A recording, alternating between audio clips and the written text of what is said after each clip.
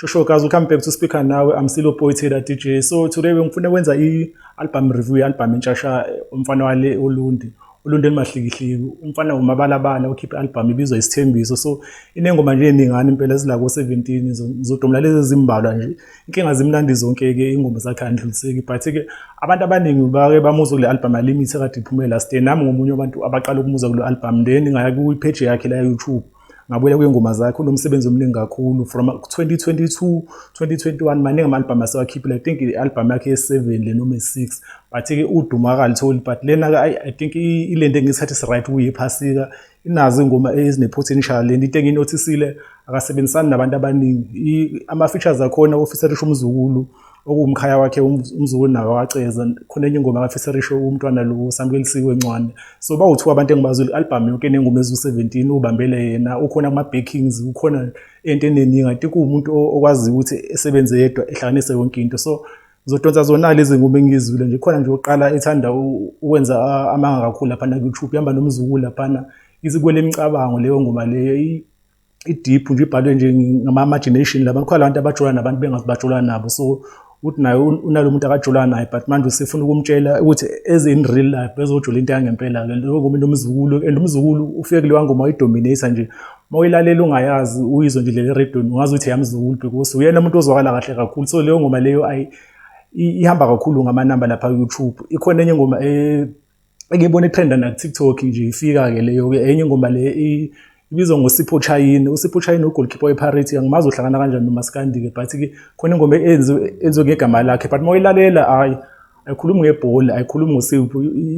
ikhuluma ngenkonzo yasendlini lapha I think abantu abawomama nomakoti lapha bazo-enjoya kakhulu lapha so hopefully nami mhlawumbe udala bo engangisendela leya ngoma nami ngoba phela lapha kuthiwa uSipho Chayini uyamsha uthuba boyise ekhaya emshaya ngempela uSipho Chayini so uSipho Chayini so I think indoda lapha esazi istory sayo makufika lapha kule inkonzo yasendlini nje leyo ngoma le inama instrument amnandi kakhulu even ngathiwa ama vocals awekho yona I think ingaba hit iyodwa because of production bakhona nje lapha ubaba laba akasebenza nabo bayigama labo Thuthuwane but ushaya inkostina kade aqala uba khona indimi namaskandi so yena umuntu behind i-production kulezi zinto efana nama-instrumental ama-keyboard nani so nje i-album nje ihlangene kakhulu when it comes to production ikhona enye ingoma usizi nje edabukisayo ibizwa usizi nezinyembezi yeah I think leyo abantu abaningi bazorelate kuyona especially eMzansi ngoba abantu abaningi bengasebenzi youth kune-unemployment so abantu abaningi abasafisa ukujabulisa abazali babajabulisanga so leyo ngoma ikhuluma ngayo lento no nami ngiyafisa ukuthi ngelinye ilanga ngabo luphela usizi lasekhaya ngijabulisa umzali wami enye ingoma nje deep even ama-instrumentals akhona lapho ngoba ngisho ngathi production album yonke ihlangene so enye nayo ingoma leyo enohlonzi khoma nenye ingoma yethu uzwile na ukhuluma ngayo ke lapha ke umfoko akhumala ukuthi no usuzwile ukuthi umabalabala ukhiphile ufikile lapha endimeni umculo inesigqi kakhulu lo ngoma leyo inako nanomtsizwa bekimngabazana ngomtsizwa because lezi insizwa zamaskandi ezama-2K zayishaya ingoma makushaya lo maskandi lo uthando lo maskandi lo Pink but mase kuthiwa kuziwe kulezi ngoma zezinsizwa ziyashiyeka lapha but ke le ndoda le improvelile because khona enye ingoma lapha eske umele uthi uyingwadla ubhekene nengwadle lapha so uthi mawuza kuyena kumele uqaphele because ubhekene nengwadle ingwadle umuntu uthanda uqina ngempela like so kumele ube neshow nestory sakho lapha leyo ngoma ke leyo yani umthizo bakhe beyaphuma bonke because sikhona nebongo lapha la kabongela khona bengamazi ukuthi uyafika kulo level bekimngabaza nami ngithola ukumuza kulezi ngoma lezi ekhethi lezi ngoma lezi zothando lezi ethanda abantu besimame but ikano ikhona ingoma yensizwa lapha nakayenzile leyo ngiyaphuma naye enye ingoma naye strong kakhulu ikhona nenye ingoma esudlala ngothando lapha usudlala ngothando lami lawo soyakhona uzofeza ikhalele phambili because uhambe udlale ngothando lami ke leyo ngoma naye into engithanda kakhulu kuyona ama-instrument nakhona ngiyayizwa imessage yengoma but ama-instrument akhona ahlangene kakhulu bese uba yenye ingoma ethi akaneli yabona leyo ifuna ukufaka izibuko because lapha ukhuluma iqiniso lapha ingoma yithi umuntu esifazana akaneli wahlula uNkulunkulu so wena buyini uthiwa ngisho uthiwa wanikeza inzipho but uthenga inzipho uNkulunkulu amnikeza inwele but bathenga inwele abanye bathenga nezinqa lapha leyo ngoma ke ikhuluma indaba enkulu and ikhuluma amaqiniso abangafuni ukukhuluma ngawo because noma ngathiwa wenzani kuthiwa banelisekile abantu so nje azivele sikhohle ukuthi bazobanelisa beleze vele sixole kusho ingoma akusho mina nami ingoma leyo ikhona leyo ngoma kule album le amabalabala khona enye ingoma ibizwa Isithembiso okuyiyona ehloko se-album iyo le fisa lisho lo mntwana lo samkelisiwe incwane leyo i-deep nayo imnandi kakhulu le ngoma inoshuni nje iloshuni omjolo nayo lo ngoma leyo but umuntu oyithenjiswe laphana uyazi ukuthi amajida athembisana izulu